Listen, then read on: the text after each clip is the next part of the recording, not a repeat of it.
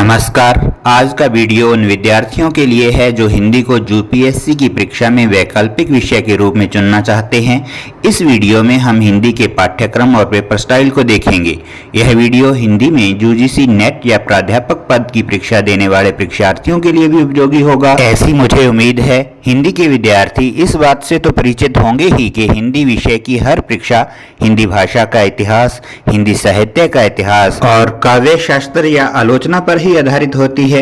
हिंदी के इन तीन उप विषयों पर पकड़ बनाए बिना हिंदी विषय की किसी भी परीक्षा को उत्तीर्ण करना संभव नहीं। लेकिन यूपीएससी के पाठ्यक्रम में काव्य शास्त्र को नहीं रखा गया। इसकी जगह पर हिंदी साहित्य की कुछ पुस्तकों को रखा गया है, जिसमें से व्याख्यात्मक और आलोचनात्मक प्रश्न पूछे जाते हैं। यूपीएससी में हिंदी के दो प्रश्न पत्र होते हैं और दोनों प्रश्न पत्रों के दो भाग होते हैं। पहले प्रश्न पत्र का क भाग हिंदी भाषा और नागरी लिपि के इतिहास से संबंधित है। इसमें हिंदी की अपभ्रंश से मानक हिंदी तक की विकास यात्रा और हिंदी की प्रमुख उपभाषाओं का अध्ययन शामिल है।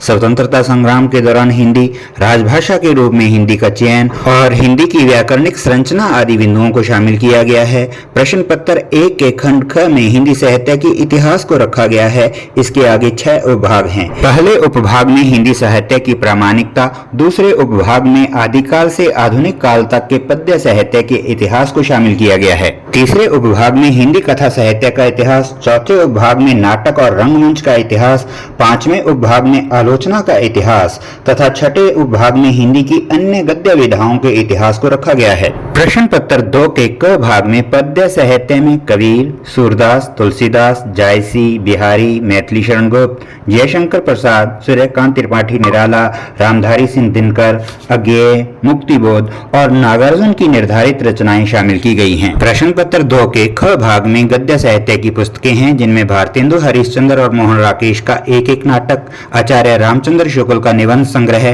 डॉक्टर सत्येंद्र द्वारा संपादित निबंध संग्रह, प्रेमचंद, जयशंकर प्रसाद, यशपाल, फणीश्वर नाथ रेणु, मन्नू भंडारी का एक उपन्यास और राजेंद्र यादव तथा अमृत राय द्वारा संपादित एक कहानी संग्रह शामिल है। अब हम पेपर स्टाइल को देखेंगे। दोनों प्रश्न पत्र 250 अंक के हैं और दोनों में 5-5 प्रश्न हल करने हैं।